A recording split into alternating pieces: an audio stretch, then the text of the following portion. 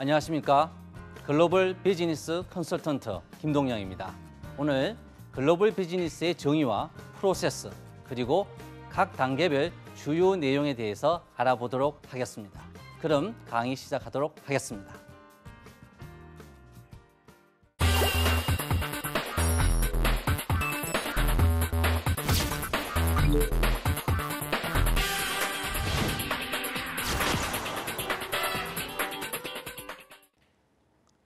네, 점점 글로벌 비즈니스가 중요해지는 시대가 되었습니다. 특히 우리나라는 국제 의존도가 굉장히 많은 나라죠. 그래서 수출, 특히 성장적인 측면에서 수출의 한 70% 이상을 의존하고 있습니다. 그렇기 때문에 이 글로벌 비즈니스는 굉장히 중요성이 더해가고 있다라고 보시면 됩니다. 그런데 여러분들이 보시기에 이 글로벌 비즈니스 하면 굉장히 어려울 것 같지만 또 내용적인 측면을 배워보시면 그렇게 어렵지 않습니다. 그래서 오늘 저와 함께 하나하나 내용을 한번 알아가 보도록 하겠습니다. 자, 우선 글로벌 비즈니스 거래란 무엇인가에 대해서 정의부터 알아보도록 하겠습니다.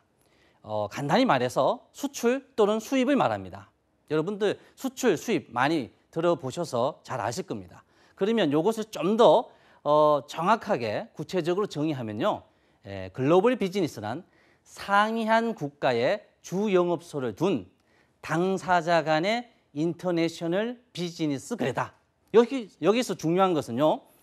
상이한 국가, 다른 국가가 중요합니다. 다른 국가에 영업소를 두고 그들 당사자 간의 거래를 하는 것이 글로벌 비즈니스입니다.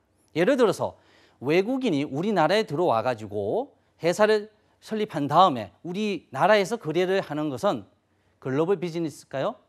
그렇지가 않죠. 글로벌 비즈니스가 아니고 그것은 우리나라 국내 거래입니다. 그래서 글로벌 비즈니스의 거래의 정의는 다시 말하면 국가가 다른 곳에 주영업소를 두고 거래를 하는 국제적 거래다. 자, 이해 잡으셨죠? 자, 이해를 잡으셨으면 다음 순서 넘어가겠습니다. 그러면 이 글로벌 비즈니스의 거래의 대상은 무엇이냐? 그러면 쉽게 말해서 무엇을 주고 받느냐 이거죠. 자, 가장 대표적인 게 물품입니다. 흔히 볼 수 있듯이 핸드폰, TV, 가전제품이라든지 우리가 보고 잡을 수 있는 그런 물품이 글로벌 비즈니스의 가장 대표적인 대상이 될 수가 있습니다. 다음으로 보이지 않는 서비스도 비즈니스 거래의 대상이 될 수가 있습니다. 그리고 소리나 영상, 소프트웨어 같은 전자적 무채물 또한 비즈니스 거래의 대상이 됩니다.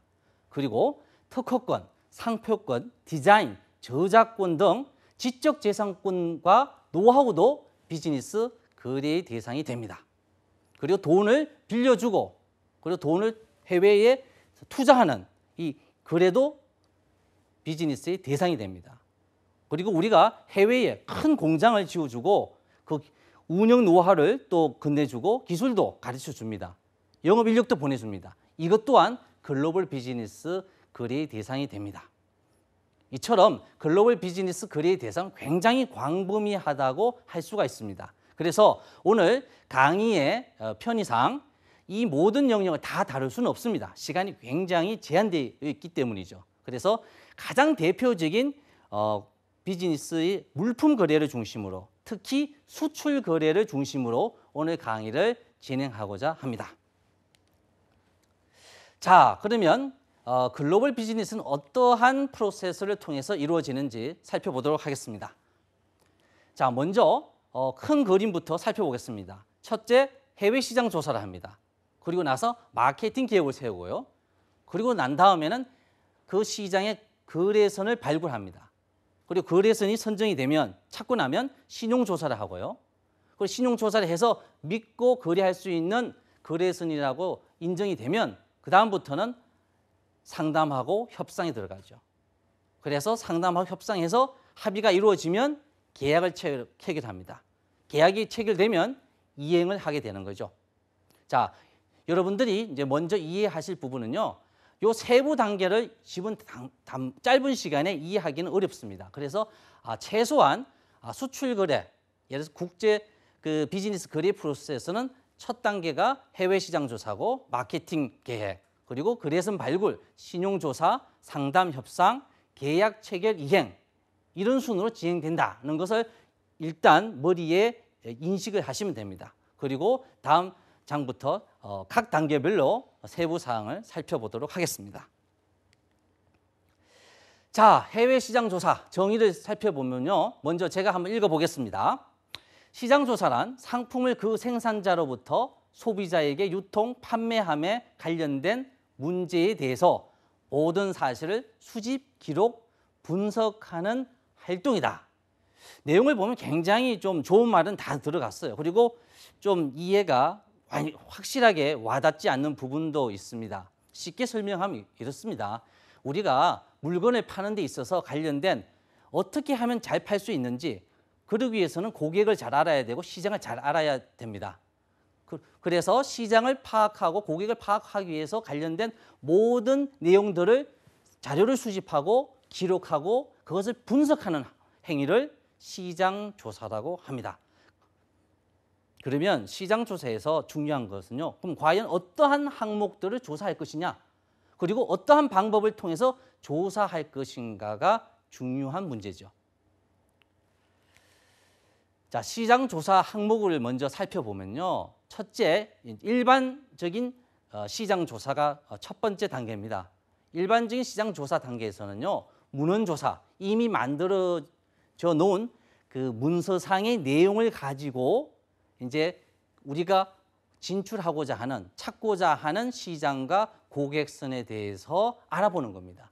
자, 그러면 가장 대표적인 일반적인 시장 조사 항목으로는요. 첫 번째가 지리적 조건 조사입니다. 그리고 두 번째가 정치 경제적 조건 조사고요. 세 번째가 사회적 조건 조사입니다. 자, 그럼 지리적 조건 조사는요. 여러분들 잘 아시다시피 면적, 지리적 요건이라든지, 그리고 기후는 어떤지, 도시는 분포는 어떻게 되어 있는지, 대도시가 많은지, 소도시가 많은지, 이와 같은 우리가 흔히 아는 일반적인 내용들에 대해서 알아보는 겁니다. 그 다음으로 알아볼 부분이 정치, 경제적 조건을 파악해 보는 거예요. 거래를 하려고 하는데 우리가 진출을 하고자 하는 해외 시장에 대해서는 잘 모르지 않습니까? 그래서 정치적으로 안정적인지, 정치가 안정적이지 않으면 우리가 물건을 팔고 나서 돈을 제때 받을 수도 없는 상황이 초래될 수가 있습니다. 그렇기 때문에 정치적으로 안정되어 있는지, 그리고 산업 정책적으로 보호하는 정책이 어떤지, 그리고 자국의 국가에 있는 소비자를 보호하는 법이 강한지 등을 먼저 파악해 봐야 됩니다. 그리고 그 다음 부분은 경제적 요소를 파악해 봐야 되겠죠. 소득이 어떤지, 환율이 어떤지, 물가는 어떤지, 이런 부분들을 또 파악을 해 봐야 돼요. 그래서 과연 우리가 이 시장에 진출할 수 있는지를 파악하는 것이 굉장히 중요하다고 볼 수 있습니다. 그 다음에 사회적 조건도 파악해 봐야 됩니다. 그 나라에 있는 사람들의 생활 상황은 어떤지, 풍습은 어떤지, 관습은 어떤지, 인구는 얼마인지, 그리고 인종은 어떤 인종인지, 언어는 어떤 언어를 쓰는지, 종교는 어떤 종교인지, 그리고 도시의 인구는 얼마만큼 집중되어 있는지, 그리고 교육 수준은 얼마인지, 이런 사회 전반적인 부분에 대해서도 파악을 하고 들어가야 됩니다. 여기까지가 일반적인 시장 조사 항목이었고요. 이 단계가 끝나면 좀 더 한 단계 깊이 있게 들어가야 됩니다. 두 번째 단계로 특수시장 조사라고 하는데요. 이 부분은 우리 제품이 과연 그 시장에 들어갔을 때 제대로 적응할 수 있는지, 적합한지를 알아보는 단계입니다. 그래서 그 세부적인 항목별로 보면 먼저 품질, 적응성을 살펴봐야 되죠. 우리 품질이 중급의 품질인데 우리가 진출하고자 하는 시장이 고급을 요구한다. 그러면 우리는 들어갈 수가 없겠죠. 그래서 품질 적응성을 한번 조사해 봐야 돼요. 가격 적응성도 살펴봐야 됩니다. 가격적으로 맞는지, 경쟁력이 있는지, 그리고 고가인지, 중가인지, 저가인지를 파악하고, 그리고 우리 제품이 과연 가격 경쟁적으로 들어갈 수 있는지를 파악해야 되죠. 그리고 인도 적응성입니다. 납기입니다. 과연 고객이 요구하는 수준으로 우리가 맞출 수 있는 건지 이것도 살펴봐야 돼요. 그리고 결제 적응성입니다. 과연 우리가 물건을 파고 제때 받을 수 있는지, 그리고 현금을 하는지, 여신을 하는지, 그리고 LC를 하는지 등의 결제 조건도 파악해 봐야 돼요. 그리고 우리가 그게 맞는지를 살펴봐야 되겠죠. 그리고 마지막으로 유통 적응성입니다. 소매상이 발달되어 있는지, 대형 할인마트가 발달되어 있는지, 백화점이 발달되어 있는지, 그리고 그 도매상이 전국적으로 분포되어 있는지 등 유통 경로를 파악을 해봐야 되죠. 그리고 우리는 그 유통 경로의 어떤 채널을 통해서 진출할 건지도 조사를 해봐야 됩니다. 이와 같이 1단계 일반 조사 끝나면 특수시장 조사로 좀 더 밀도 있게 품질, 가격, 인도, 결제, 유통적인 측면을 살펴봐야 되겠죠. 자, 이렇게 조사가 항목에 대해서 살펴봤는데요. 그러면 이런 조사는 어떻게 조사를 하는지에 대한 조사 방법에 대해서 살펴보도록 하겠습니다. 조사 방법은 크게 직접 조사, 간접 조사, 위탁 조사로 나누어질 수 있습니다. 직접 조사는요, 바로 우리 회사가 해외 진출하고자 하는 시장에 직접 해외 사무소가 있으면 해외 지점이라든지 출장소, 주재소를 통해 가지고 파악해 보는 거예요. 이와 같이 현지 사무소가 없는 경우에는 본사에서 직접 담당자가 해외 출장을 통해 가지고 가서 그 시장의 여러 내용들을 파악해 보는 수가 있습니다. 이와 같이 가장 대표적인 방법이 이와 같이 회사의 지점이라든지 그리고 본사 담당자가 출장을 통해 가지고 파악하는 직접 조사라고 할 수 있습니다. 직접 조사 외에 기관을 통해 가지고 간접 조사하는 방법도 있습니다. 코트라를 활용한다든지 한국 주재 외국 공간을 활용한다든지 외국 주재 한국 공간을 활용한다든지 그리고 외국의 상업 회의소를 활용한다든지 해서 그 기존의 이 무역이라든지 국제 거래를 지원하고자 설립된 기관들을 통해 가지고 조사하는 방법입니다. 이런 조사 방법을 우리는 뭐라고 한다고요? 간접 조사라고 합니다. 간접 조사. 그리고 위탁 조사가 있습니다. 위탁 조사는 비용을 들여서 전문 조사 기관에게 위탁을 하는 겁니다. 대표적인 게 맥킨지라든지 부즈 알렌과 같은 이런 전문 기관을 통해 가지고 우리가 진출하고자 하는 그 시장을 조사하는 방법입니다. 그래서 조사하는 방법에는 크게 직접 조사와 간접 조사, 위탁 조사가 있다라는 것을 살펴보았습니다. 자, 그러면 이 시장 조사 단계 끝나면 다음으로는 그 시장이 이제 선정이 되고 그리고 나서는 이제 그 진출하고자 하는 시장을 어떻게 마케팅을 할 건지에 대한 마케팅 계획 수립이 필요합니다. 자, 마케팅은요, 국내에서 하는 마케팅과 해외에서 하는 마케팅 프로세스는 똑같습니다. 단지 국내에서 하느냐, 해외에서 하느냐의 차이뿐이죠. 그래서 해외에서 하는 마케팅을 우리는 국제 마케팅이라고 부릅니다. 국제 마케팅을 정의를 한번 읽어보겠습니다. 제가 자국의 제품이나 서비스를 타국의 소비자에게 이전 유통시키는 기업의 활동뿐만 아니라 기술 제휴를 비롯한 합작 투자 등 주로 해외에서 현지 생산 또는 현지 판매와 관련된 해외 사업에 관한 마케팅. 내용이 들으면 너무 길어요. 그리고 좀 알 듯 말 듯 하는데 너무 어렵지 않습니다. 굉장히 간단해요. 쉽게 말하면 이런 거예요. 우리가 수출을 하는 데 있어서 어떻게 좀 더 효율적으로 할 것인가에 대해서 연구하고 마케팅 전략을 세우는 거예요. 그리고 수출뿐만 아니라 우리가 아예 현지에 회사를 차리고 공장을 설립해서 거기서 물건을 만들어 가지고 소비자들에게 판매하는 방법이 있어요. 이럴 때 어떻게 효과적으로 마케팅 할 것인가에 대해서 전략을 수립하는 것이 국제 마케팅입니다. 자, 국제 마케팅의 프로세스에 대해서 알아보겠습니다. 프로세스는 먼저 사업의 목표를 설정하는 겁니다. 그리고 환경을 분석하고 마케팅 전략을 수립하고 그리고 난 다음에 마케팅 믹스 프로그램을 실행하는 거고 계획을 수립하는 거죠. 그리고 나서 실제 실행 통제합니다. 그래서 지금 여러분들은 마케팅의 프로세스는 이렇게 5단계로 이루어진다는 것을 일단 알아두시는 게 중요합니다. 세부 단계는 제가 이어서 설명드릴 겁니다. 그래서 여러분들은 전체적으로 무엇을 배우든지 간에 가장 중요한 것은 숲을 보고 나무를 봐야 됩니다. 그래서 국제 마케팅 프로세스는 뭐냐?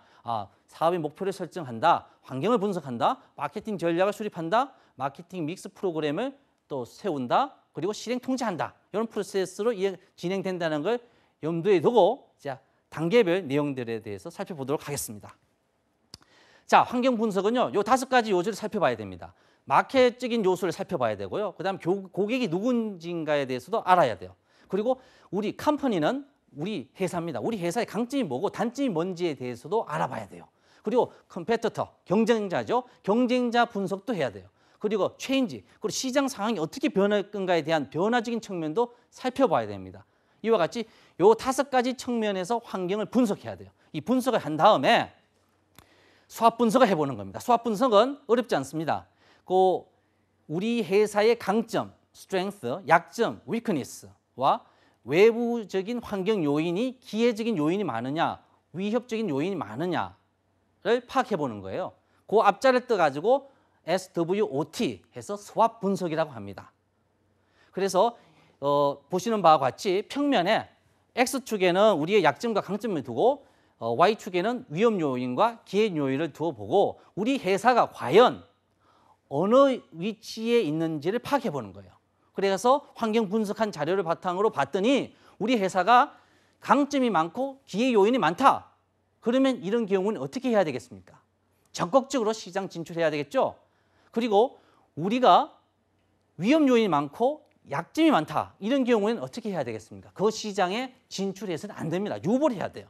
그리고 강점은 많은데 위험 요인이 많다. 그리고 기회는 많고 약점이 있다. 이런 경우에는요. 최고 결정권자가 전략적으로 들어갈지 말지를 결정해야 됩니다. 그래서 환경 분석을 통해서 이런 수합 분석을 통해서 이 시장 진출에 대해서도 의사결정을 한다라고 생각하시면 됩니다. 그 다음 이 환경 분석이 끝나면 그 다음 가장 중요한 마케팅 전략에서의 핵심은 바로 STP 전략입니다. STP 전략은요. 세그멘테이션, 타겟팅, 포지셔닝의 약자를 따서 STP 전략을 합니다. 하나하나 살펴보도록 하겠습니다. STP 전략은 우리말로 굳이 해석하자면 시장 세분화입니다.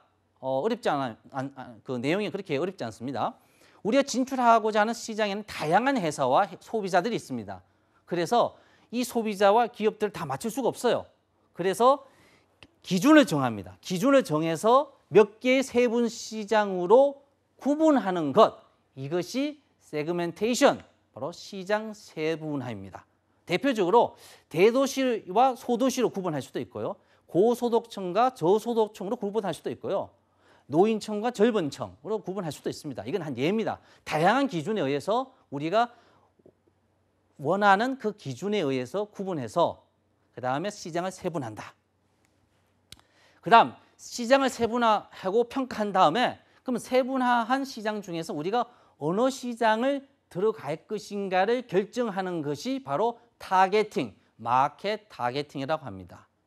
그래서 이 세분한 시장을 다 들어갈 건지, 한 곳에 들어갈 건지, 또 들어갈 때 하나의 제품으로 들어갈 건지, 아니면 각 시장마다 다르게 제품으로 들어갈 건지를 정하는 거죠. 이것이 바로 표적 시장 선택, 타겟팅이다. 자, 이 단계가 정해지면 다음에는 그럼 시장을 들어갈 때 그럼 어떤 위치로 들어갈 거냐? 포지셔닝. 포지셔닝은요, 소비자들의 인식 속에 우리 제품이 경쟁사 제품에 대비해서 상대적인 위치가 어디에 있는지를 정하는 거예요. 예를 들면 우리 제품을 고가로 포지션 시킬지 아니면 저가로 들어갈지 아니면 고품질로 들어갈지 아니면 대중적인 이미지로 들어갈지 이런 소비자의 인식 마음속에 우리 제품을 어디에 위치시킬지를 결정하는 것이 포지셔닝입니다. 이와 같이 마케팅 전략의 핵심은 이 세그멘테이션과 타겟팅 그리고 포지셔닝을 정하는 이 단계가 가장 핵심적인 단계라고 볼 수 있습니다. 이제 이 단계가 정해지면 그 다음은요. 그럼 구체적으로 어떻게 실천할 거냐, 실행할 건가, 마케팅 프로그램을 이제 계획하는 겁니다. 마케팅 믹스라고 하는데요. 4P, 즉 4개의 요소로 나눠질 수 있습니다. 프로덕트, 프라이스, 프로모션, 플레이스. 요 4개의 요소에 대해서 또 각각 살펴보도록 하겠습니다. 자, 제품.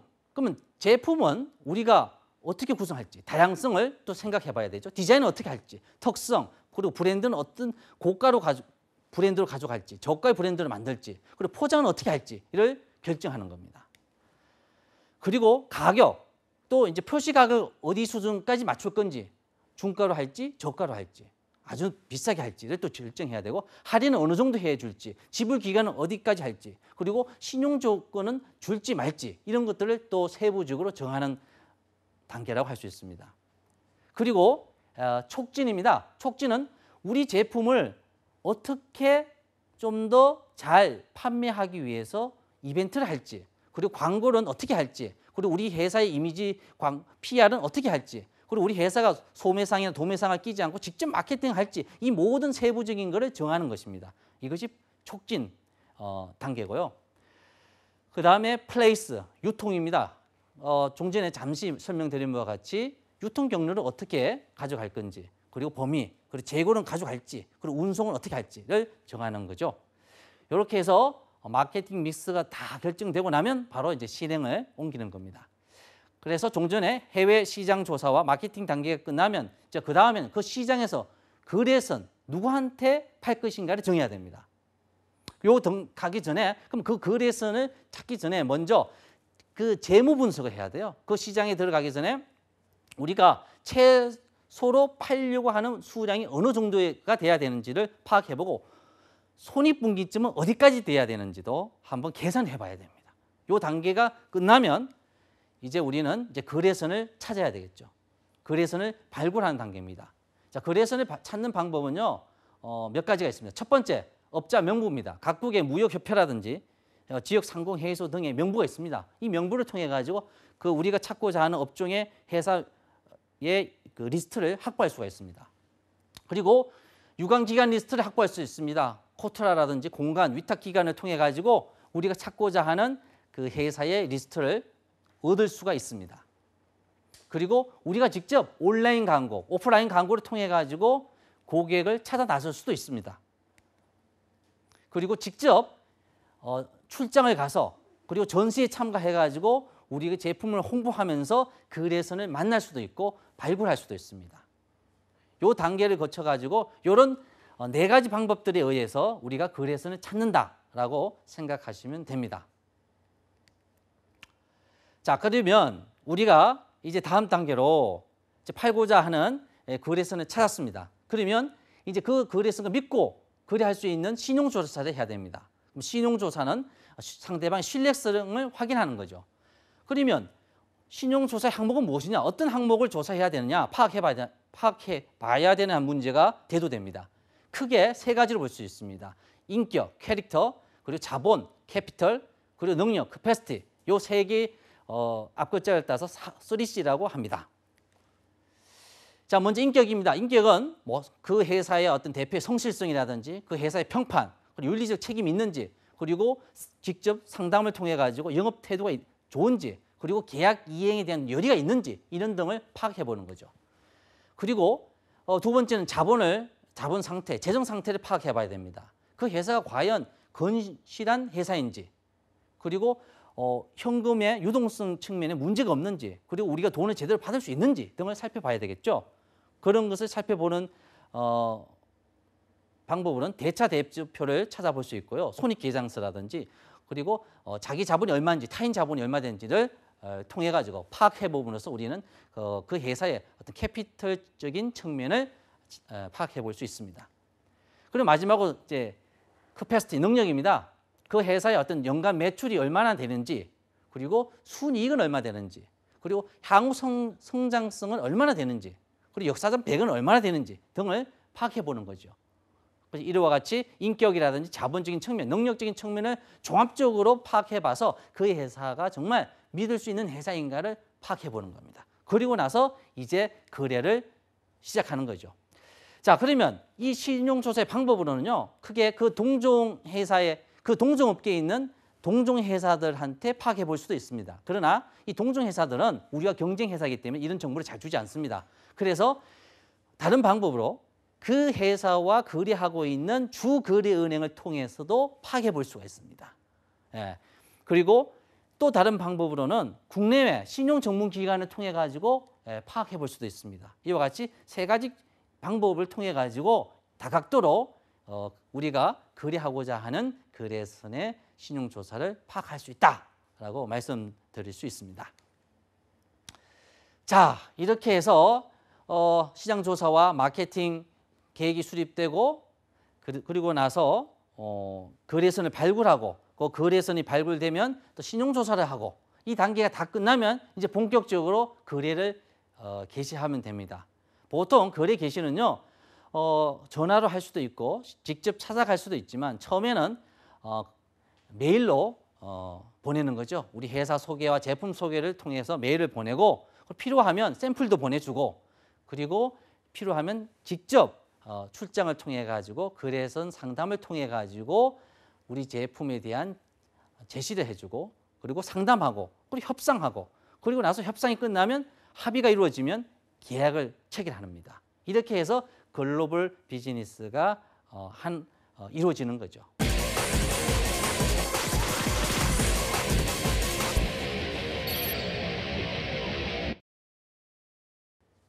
예, 오늘 글로벌 비즈니스가 무엇인가, 그리고 글로벌 비즈니스의 프로세스, 그리고 각 단계별 세부 내용에 대해서 살펴보았습니다. 정말 짧은 시간에 많은 내용을 살펴봤는데요. 제일 중요한 것은 여러분들이 이 세부적인 내용을 이번 시간을 통해서 완전히 알 수는 없습니다. 그렇지만 전체적인 프로세스는 어떻게 되어 있고 글로벌 비즈니스는 무엇이라는 것 정도만 이해하셨다면 오늘 학습의 목적은 달성하셨다고 볼 수 있습니다. 자, 다음 시간에는요, 글로벌 비즈니스맨이 되었을 때, 여러분들이 회사의 해외 영업 담당자나 글로벌 비즈니스맨이 되었을 때 과연 구체적으로 어떤 일을 하는지에 대해서 한번 살펴보도록 하겠습니다. 이상으로 오늘 강의 마치도록 하겠습니다.